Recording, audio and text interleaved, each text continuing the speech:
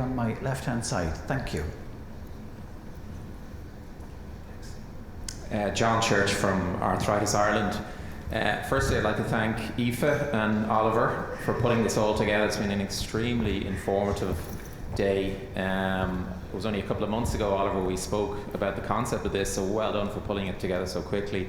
And well done to my fellow patient organisations for an extremely professional presentation, which is probably only a drop in the ocean of what's going on out there, and a significant resource within patient organisations. And certainly from Arthritis Ireland's perspective, less than 10% of our funding comes from government, so we're very dependent very much on all sorts of funding, and about 15% of our funding is from industry.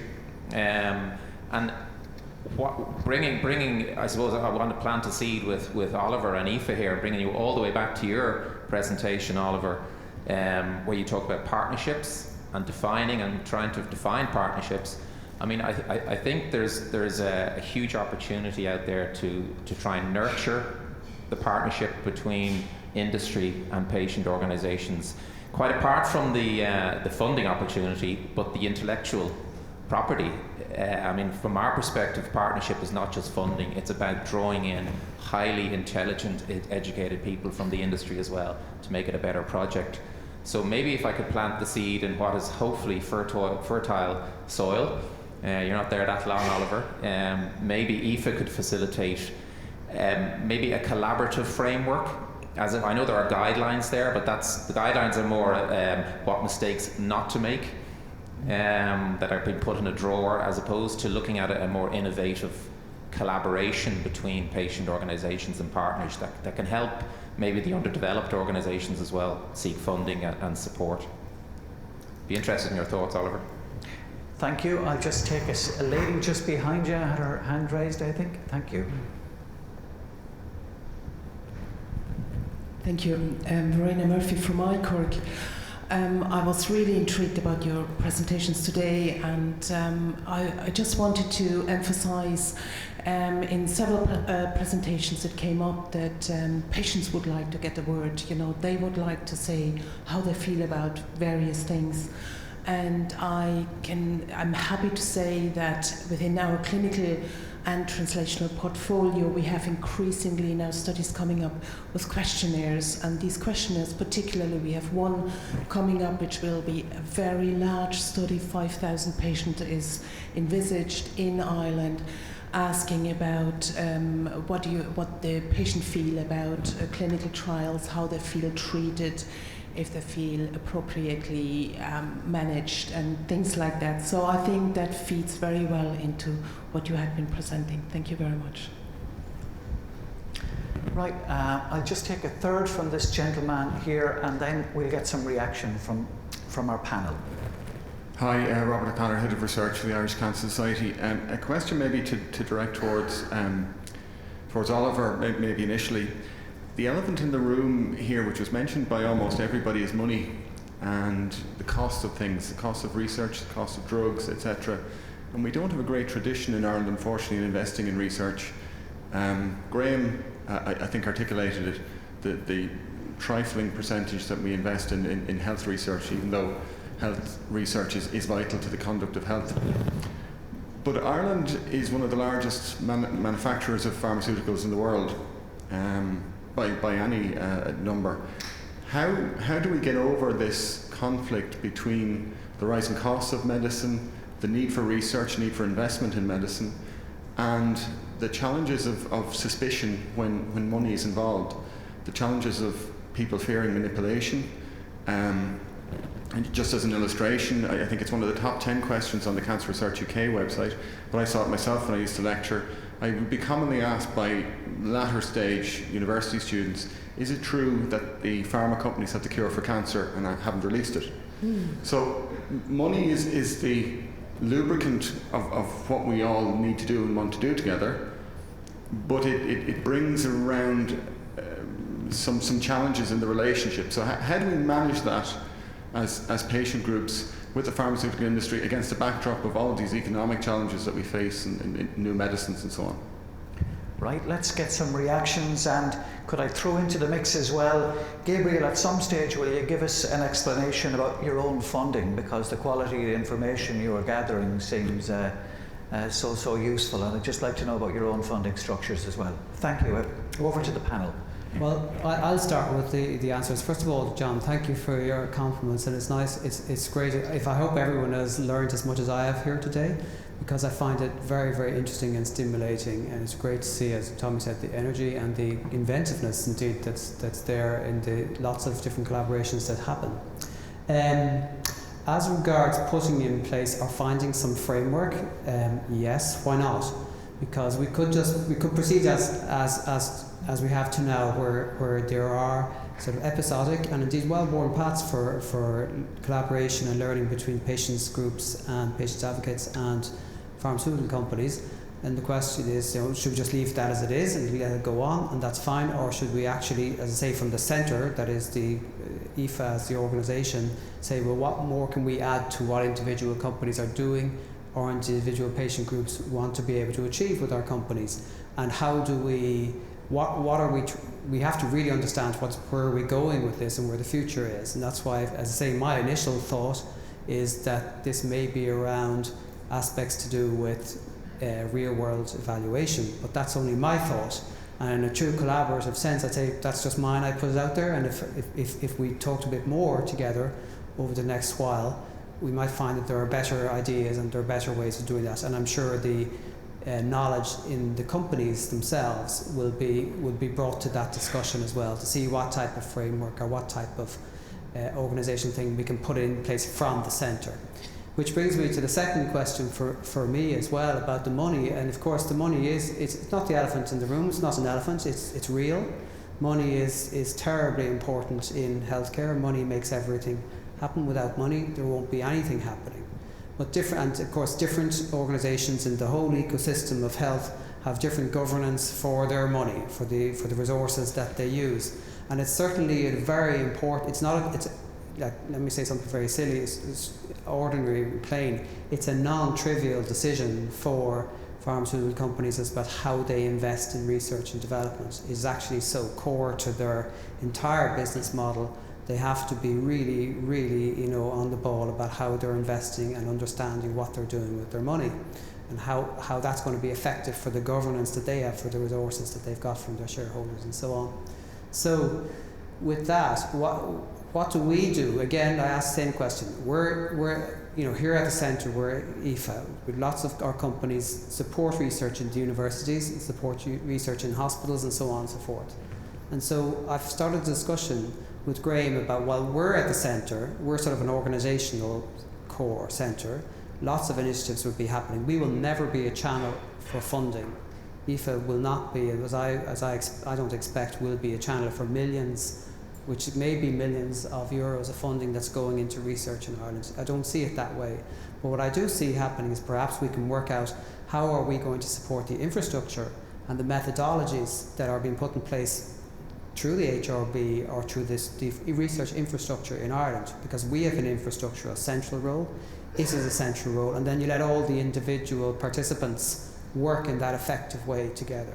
And so we do have something to offer there. And we do have something to offer in the context of our discussions with the government as regards reimbursement and our position in the economy, and particularly our position with the health services. We certainly have a point to make to say that we are significant funders of research in Ireland. Research is important for our development of our health services, it's important for our economy, it's important for the economic value that we derive from the health services. And if Ireland is projecting to the world a message about Innovation Ireland, then our research, our contribution to research is part of that. We're also about innovation, and so we want to say, well, that really matters to us, it matters to the country, and so we have to contribute to that in very tangible ways. But it's important for us to say, to work out what exactly is the tangible way that we, IFA as the association, does that. And I suspect it is, as I said, to do something with the central organisation, like let's say the HRB, SFI type of organisations that exist. to support the clinical research information and to be advocates and so on and so forth. So there are my two reflections on those two questions. And any other reactions, any other contributions there?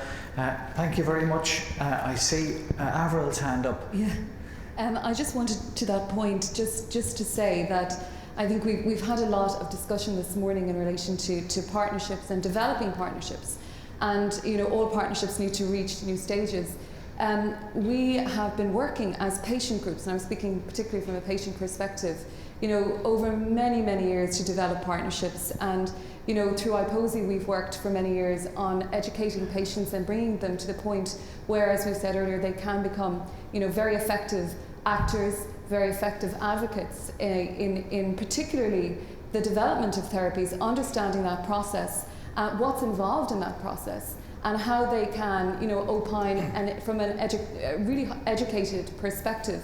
So the frameworks are there really, and I think the patients by their very nature want to collaborate. So I think the infrastructures are very much there. Again, and I suppose going back to Graham's points earlier with respect to PPI, a lot of research in this country is funded by patient groups, and thankfully a lot of us have been beneficiaries of the Medical Research Charities Group HRB Joint Funding Scheme initiative, which has been incredibly helpful for us. And as Graham says, it's only 1%, but we as patients in leading charities who are funding research are there. We understand the processes as well.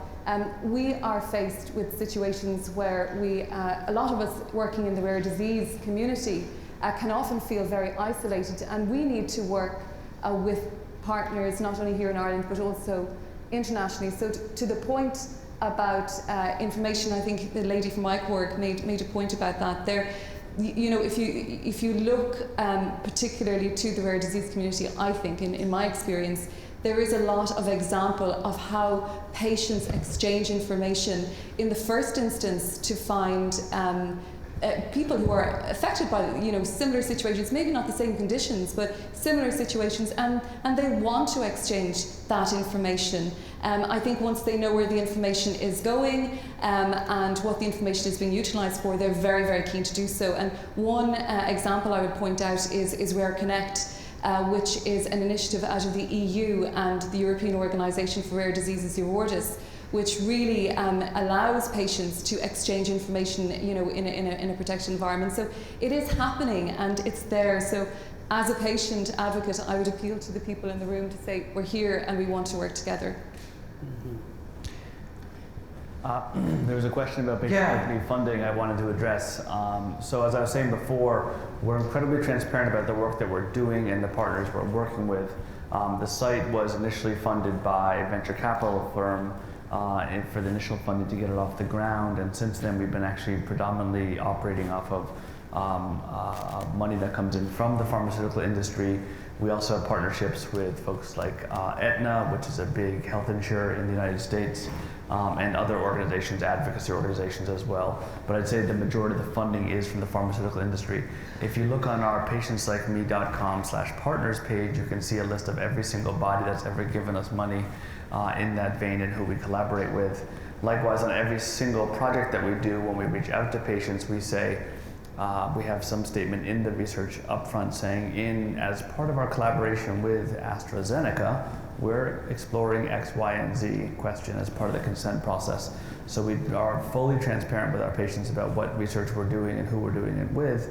And then after every project, we have something we call a give back, which is a specialized return of information for the participants in the research, whether it's in an email or an infographic or other content that we can provide back to the patients, explaining to them what we've learned in gathering their data and through the project itself. And then lastly, we try to publish as much as possible in publications, 65 publications to date, and in our disclosures there, we also have all of the funding sources of the website. So again, you can't put it enough places. We want to be fully transparent and help people appreciate that they are indeed helping the cause of pharmaceutical research. But we ultimately feel that for patients, that's one of the best hopes they have, is that this research endeavor can be most effective when patient voice is brought into the mix and advanced most readily and rapidly. And what sort of turnover would your annual turnover, what sort of turnover would you generate? Turnover by revenues? Yeah. I'm not sure that's a public number at this point. Okay. Right. Okay.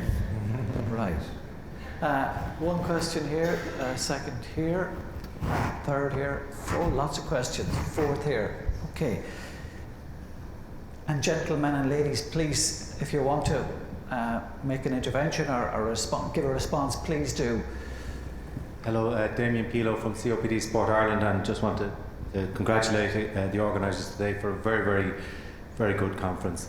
And I think it's great that we're again talking about patients being at the centre of research, of advocacy, of the whole shebang. That's what it's all about. It's about that experience for patients. I just wanted to ask a couple of points or the views of the panel in relation to a couple of matters. And really, the first one, I suppose, to the other patient organisations and anybody who has the thoughts on it, about reaching out to people living with a range of illnesses beyond the online community and beyond those who are computer savvy. How are we doing that, and how do we continue to do that? Because I think also that ties into a question around the kind of discussions that we need to be having about the type of society we're looking to have in relation to the health services that we want and that we need, particularly in relation to trying to tackle health inequalities. Because for a huge proportion of people living with chronic illnesses, there's the other issues that go way and beyond the health issue, and we need to look at issues of taxation. We need to become experts in a whole range of other areas in relation to trying to engage with people. And the other question is tied into that. It really is that question again, coming back to this issue around funding and support for patient organisations or people organisations, and how we do that in a real and meaningful way, and not just those who can shout the loudest, have been there the longest, who've got the biggest budgets, but how do we really engage to try and ensure that the voice and I suppose the transparency is always there to try and engage with patient groups, so that they're not caught between, if they get too much money from the state, they're not a voice for the state. If they get too much money for pharma, they're not seen to be a spokesperson for pharma or just doing the bidding of pharma. And it's really important, I think, for patient groups to feel that, for patients, for people living with the illness, to feel that the organisation that's representing their voice is genuinely there for them to look at all issues in relation to their illness, and can try and look at not just the medical side of things, but the whole complementary areas, the whole range of other things that gives them a confidence that they're getting a genuine and I suppose independent voice. Thank you. I have one here. Thank you, sir. Yes, hi. Greg Soros, Metabolic Medicine at the Matter. I thought this was really a very instructive meeting today, and I just have a brief comment and questions, actually, interrelated questions for patients like me. The first was when I first came to Ireland over a year ago now. What's become very important in my vocabulary is aspiration. Everything seems to be aspirational. And I think finding the way to close that gap between aspiration and implementation is where I find the biggest challenges lie. And I think for me in my area, it's partly because I don't understand how large the problem is, because there are no databases I can go to that tells me what the priorities are that I should have. For patients like me, I was curious about this whole setup, and because it's obviously open to patient communities, I was wondering, first of all, whether it's actually influencing the type of treatments that patients are implementing for their particular condition, and how you're tracking those, and also the outcome, if the decisions that patients have made in relation to what they've learned from your, I assume, open access platform, whether those are translating into real benefits. I mean, in my space, I work in rare diseases for which there are increasingly a number of single options, and obviously patients benefit to varying extents. And the model we're trying to grapple with is to tailor pricing in the end to value. And so those were kind of the things that I've been curious about after today's discussions. Thank you. Thank you. I had a third and fourth. Thank you. Hi. You're talking about funding and all this for stuff like that. I'm just going to ask a simple question. It may be stupid. It may sound stupid, but I haven't got the doctor lingo and all that. So I'm just going to put it to you like a mum. How many pairs of shoes would you buy a year? Anybody? Anybody in the room? How many pairs of shoes? 4. Men, how many pairs of shoes? Oh, 4. 1? 3 or 4? Oh, 4. Right. No runners. Don't snow. So everybody wears shoes with the shorts and stuff like that. So how many pairs of runners? You don't only buy one pair of shoes, you have to buy runners as well. Okay. And then sandals, yeah? Well, a child with special needs that needs orthodontics is only allowed 1 pair of shoes a year. That is very wrong. 2 of my children need orthodontics, and only 1 pair of shoes. And then we have the summer, then we have the winter. So, do I send them in? What do I do? Get the PE runners? Get the orthodontics? You know, every child who has orthodontics, or any person has orthodontics, should be entitled to at least 3 pairs of shoes a year. Now, I know what you're going to say here. Where are you going to get the funding? Well, in my case, I can tell you exactly where you go and get your funding. Have drug companies, you're saying that, you know, they're funding you. Well, why don't they fund the children that needs the stuff? Especially the ones that they damaged. Especially a particular drug company. Okay. Thank you. You answer?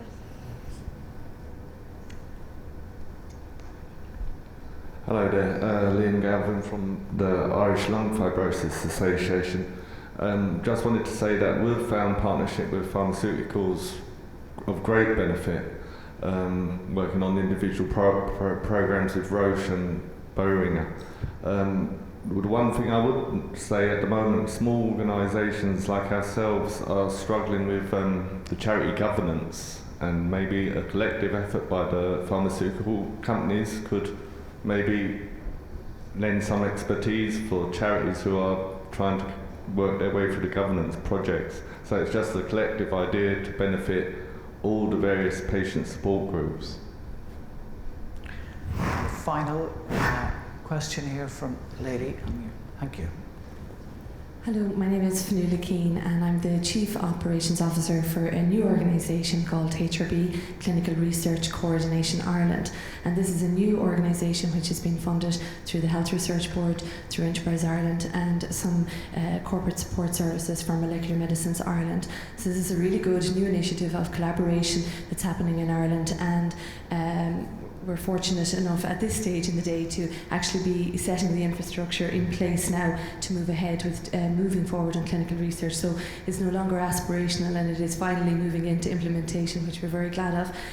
First of all, I'd like to thank Aoife and Iposi for organising this event today, and I'd like to thank Oliver for his comments about being there as an organisation to support the infrastructure. And I know I've already been speaking to Leisha Daly about this, and we're moving forward with those plans.